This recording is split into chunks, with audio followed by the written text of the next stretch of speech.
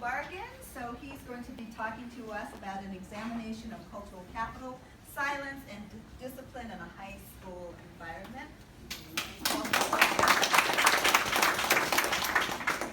So hi everyone, my name is William Atienza, and I'm here to talk to you about my ethnographic research that I conducted at my local high school.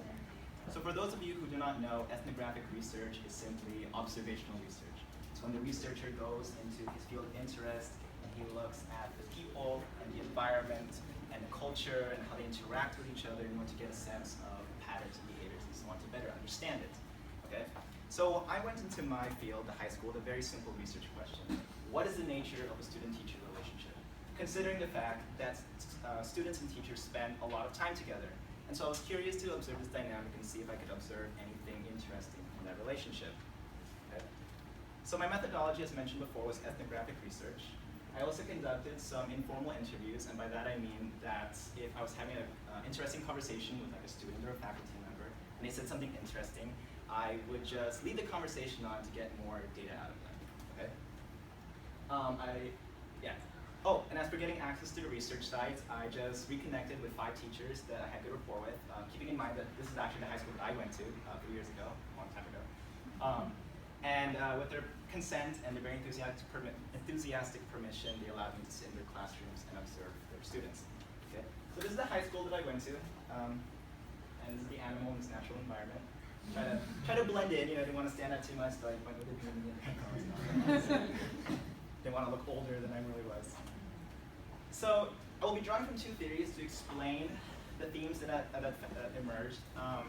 The first from the French sociologist Pierre Bourdieu, and this idea of cultural capital. Okay? Cultural capital are personal attributes, skills, knowledge, things that a person has that can elevate, that they can use to negotiate their position in society. Things, and depending on the currency, it can lower or elevate their social status. Okay? The second theory comes from another French sociologist named Michel Foucault, and his idea of punishment, and this idea that there is this overarching panopticon that dictates the rules and norms of society and punishes those who go outside the social norm.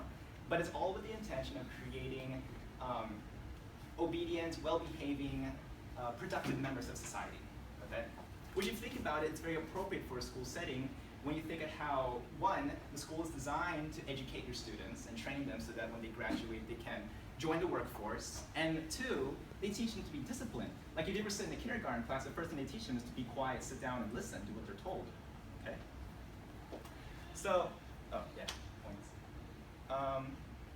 So, I have one disclaimer to make that when I went into the field, when I was picking the classes that I would be sitting in, I tried to get a combination of AP and regular classes. Because from personal experience and also from intuition, I had a feeling I would find very distinct differences. So everything that I'll be talking to you about in terms of my findings will be comparing AP and regular classes. And for those of you who don't know, AP is advanced placement. It's like college prep courses, right? Try to give the students a feel for what a college class is like, which also gives them college credit. Okay. So my findings are as follows. The first being the variance of cultural capital, the second being the currency of silence, and the third being reinforcement of cultural capital through reward and punishment. Okay? Let that settle in for a little bit. So what does it mean? Okay? Let's start with the idea of cultural capital. Okay? So one would think that in a learning institution, just a high school, the dominant capital would be knowledge. The ability for one to think abstractly, to know math, pieces of literature, philosophy, and so on. One would think that having those traits would give a student status amongst their peers and with their fellow classmates. However, that is not necessarily always the case. And in fact, it's very dependent if you compare between an AP and a regular class. And to add to that is that the same kind of currency can have very different, the same kind of capital can have very different kind of currency, which I will explain more when I talk about my second theme, which is the currency of silence. Okay? So in an AP class, they fit the assumption that knowledge is capital. Those who are actively participating, engaging in Q&A, those who are exchanging conversation with the teacher, they seem to have status of, and the respect of their peers and of their teachers. So for example, here was an excerpt from my ethnographic notes. It was the AP language class. The students were doing an assignment over Plato's allegory of the cave. which is very complicated literature, and as a third year college student, I could barely understand it. But one could see that the students were also struggling with it. But at the same time, the way that the teacher shepherded through the literature and the way that the students behaved back to try to understand it, it was really interesting. And you could tell who were the dominant participants because you keep hearing their names being called, right? The same 5, 10 students, they will always be raising their hands, and they will always be bouncing off each other. It's like, oh, going off what so-and-so said, I think this and this and that, right? So it was very democratic, felt very much like a college class. And you could see that these same students had, they had the capital, the right capital, because they seemed to have the largest social circles within the classroom, and they seemed to have the better relationship with the teacher in terms of how they would hold conversations before after class. They were very colloquial, very friendly, they asked about their family. So you could tell they just had that overall better relationship, okay? However, in the regular class, it was something different. One could notice that the capital was slightly different, where it seemed that what gave one status, in a way detracted from social academia, because what was capital said to be things like goofing off, being witty, being silly, being funny, or having the best rhetorical comeback, profanity, right? And it didn't always work well with the teachers, but it seemed to give students amongst themselves position, okay? So for example, I observed this one interaction it was a regular biology class with this girl. Her name was Sunny. Well, I'm gonna call her Sunny, okay? They just finished doing an assignment and they were putting away laptops. And Sunny started talking to the teacher and she was just like, yo, Mr. H, your computer is so small. And one of her classmates, I'll call him Caleb, he just interjected and he said, oh yeah, how big is your computer? To which Sunny replied, following. And if you can't read what it says, it's bigger than your dick. And I was taken aback by this comment because, okay, for one thing, first of all, everyone just started laughing. Those who were in earshot immediately started laughing. Some people were like, oh, this guy just got told, okay? But what was interesting is that she was not sanctioned for her behavior. The teacher probably didn't hear it, because I'm sure he would have said something. But the students reinforced her position. Okay, so like Sunny, she just stood there. She looked very proud of herself. And the poor boy, he just sat there, kind of didn't say anything, okay? But the students' reaction seemed to reinforce that she could say these kind of things and get away with it and not be punished for being a bully and saying something rude and possibly demeaning, okay? Saying these kind of things gave her capital, gave her status. She was like at the top of this classroom food chain, okay? And I thought that was very interesting. Okay. So now on to my second point of the currency of silence, okay, which ties into the previous talk of capital. Yeah. So check this out. In an AP class, those who stand out with the teacher are those who are actively participating, engaging in Q&A, and those who come to talk with the teacher before and after class. In other words, it had positive cultural capital. It had positive currency, meaning that it benefited the student-teacher relationship in some way. On the other hand, if you look in a regular class, you notice something different, that being silent is a good thing, okay? So check this out. If a student in a regular class is silent, it demonstrates obedience, compliance, and discipline that would otherwise be seen as indolence, indifference, or ignorance in an AP class, okay? So for example, I was sitting in the regular bio class and we were about 5 to 10 minutes into the time. Students were sitting down at their desks doing their work, which is kind of unusual because normally they're pretty chatty in the morning, goofing off. But they were quiet, and so the teacher, he looked up from his desk, he gazed around the room, and he's like, damn, you guys are actually quiet today. And to the students, they didn't react, they just looked at him and went back to doing their work, okay? As opposed to the same teacher, same classroom, but it was his first period AP biology class. And they were going over some difficult biology material from the AP exam. And he either expected to be talking, for one, to show that they understand what's going on, so they would be engaging in Q&A, or two, to be asking questions to clarify what they don't know. And their speech mattered so much to him that at the very end of his lecture, he told the students, for those of you who are too shy to ask, please come and talk to me after class. Okay. So obviously the context of what is spoken is different, but I feel like what is interesting is the idea that silence can have different value depending on where it is observed. In some way, like brings back the idea that capital is very dependent on who or what you are talking to or about. Okay, so there's a third thing that I would like to talk about, which is the reinforcement of cultural capital through reward and punishment. But unfortunately, I do not have the time to get into that. However, I'll be more than happy to address it during Q&A if you're interested to hear about it, so please someone ask. But in the meantime, I'll have to go into my conclusion as to, well, what's the takeaway? Why does this matter? Okay. So for one, I feel like it opens some ideas for future research. So for example, what do we do with a student like Sunny, who is problematic, hard to deal with, somewhat of a bully, right? Do we find ways to discipline her and to punish her? Or do we find more creative ways to use her personality in more beneficial ways? So for example, I could say like, yo Sunny, you are very creative at coming up with improv, being witty, and saying comedic things. Why don't you join a debate class? Why don't you join politics? Why don't you join theater?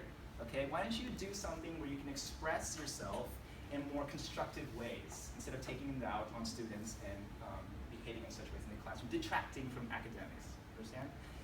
Another topic of future research could be as to why in the first place is misbehaving and goofing off a source of cultural capital for these students in the regular classes? And from where does it come from? And I feel like if we could better understand the history of that, we could find a more constructive way to get them back in line as to what's important in the classroom, which is listening to the teacher, participating in classes, and being a productive student. Okay? So thank you so much for your attention. I'll be more than happy to answer Q&A. Okay, so questions for William at the back. I have read a lot of articles on education, and I just think that AP classes and the regular classes creates like an academic hierarchy. So what's your take on that? In an academic hierarchy? Could you elaborate what you mean by that? Like the AP students at the top, and then the regular students at the bottom, Yes. like in the school system. Yes. So it kind of like creates a bit of education. Yes. So like what do you think on that? Yeah, I do think that there is a big discrepancy in how the teachers behave with their students. And so like for example, with the AP biology teacher, in his AP class, he is very nice with all his students. He seems to treat them very favorably, but when you go into his second period regular bio class, he has this overall sense of frustration with their behavior. And I don't know if it just creates this back and forth effect, this like downward effect as to how he perceives them and how the students behave back. I definitely do think that there is, as you said, like a discrepancy in how they choose to grade their students, but it could be like another topic for future research. Did I answer your question? Yeah, I just think that there's a lot of like educational inequality between the school systems. Yes. Like I don't know how to increase that. Yes. It is a problem. Maybe something that needs to be addressed. And I'm so glad you asked that question, because that was one of my questions I was going to ask if you answered it, and that is if you went to classes that were similar, because you talked about the language and the biology. If you'd gone to a biology AP and a biology regular class, which you said you did, Yes. so that you were able to see Yes. how the teacher, that it may not just have been, because we always look at, what are the variables that interact, that may not just have been the students and how the students interact with each other, but how the teacher interacts with them, and you've done, really great job of explaining to us that the teacher's behavior Yes. appeared to be different Yes. in the two different classes. Yes. Both biology, But same teacher, going back but to one the AP idea- and one regular. Yeah, going back to the idea of what I said that, how the silent students seem to have like the better social standing with the teacher. Those silent students are also the ones who would, also go to the teacher, talk to them a little bit. And the teacher seems to appreciate them more in the way that he was more friendly with them. But if it came to be with the other students, like for example, Sunny, like he'll just be like, okay. Like he was always on guard if she was gonna say something mean or, ignorant. Yeah. So. It'd also be interesting to see if their were cultural differences as we look at groups that, as a group, kind of favor more silence as a sign of respect versus groups where being more overt is much more valued. Because we talk about individualistic societies and we talk about collectivistic set of societies. And I know, for example, in some African American societies, being silent in the presence of an elder, Yes. teacher, Yes. is considered respectful, Yes. and something else might be considered less respectful. So looking at not just the teacher differences, the student differences, but looking at group differences and how they, you know, how they behave in the regular bio and AP bio. Are they similar or are they different? Interesting. So, any other, so lots of questions. Okay, sorry. Go right ahead. Oh, I was just gonna make a comment. I think a lot of it has to do with, when you were saying that, how the teachers are different with, you know, the two groups. I think a lot of it has to do with the fact that we all have an effect on each other. So, you know, the way the students behave, you know, of course, the teacher would have, you know, would respond to it differently because of the effect that, you know, they have on him or her. Actually, it's interesting you brought that up. It's a really good point because I was talking to the AP, to the biology teacher, and he said that they just egg each other on. They just feed off each other, and if one starts a chain reaction where everyone just starts messing around. Yeah. So it's a very good point. Yes. So, when did you do these interviews? What I'm interested in is, do you think that there'll be changes throughout the year as the professor or the teacher in the class, they sort of get to know each other? Maybe that would be helpful, maybe it will make things worse. Yeah, as in terms as to student relationships. Yeah, like, what are your thoughts on, you know, looking at this at another time point in the year, and what are your expectations for Yeah. how that relationship might change over time? I think it might be interesting to look as to, for example, freshman students, right? Freshman students who maybe don't know each other very well, we're just getting to know each other, and maybe compared to a senior class who they've been together for 4 years and how they behave. I also think it would be interesting to look as to probably as they get closer to midterms or finals, right? I don't know, maybe the stress aspect could have a different an effect on how they behave. Yes. Did you look at the difference in class size? Like Class how much sizes. attention each student can get, or how many students teacher needs to control? Yeah. The average class size was around 25, well, 25 to 30. I think the largest classroom that I was in was about 35 students, and that was the senior history class. But for the most part, they were around 25 students. Well, the difference between the regular, Yeah, they're about the same. Yeah. But usually since AP classes are smaller. Yeah, this high school has a pretty good, in terms of diversity, it has a pretty good diversity group in terms of the students that apply for AP and for regular. Yeah. Any other questions? Want to talk about the? So how did they explain your presence in their classroom? I Oh, mean, I saw sure. you tried to blend in, Yeah. but you know, students recognize the person who usually isn't there. So how was that explained? Yeah, normally I try to get there early, and I would just sit in the back corner of the room, and I would either I'd take notes on paper or just use my laptop. And sometimes they'll come up to me and be like, "Hey, what are you doing here?" I'm just visiting. I remember you. Yeah. I mean, the seniors might have remembered you if you were out 3 years ago. You had a question here. What did you feel are the negative, like punishments for a long term for the cultural capital for these students that are in regular classes, or maybe even classes too?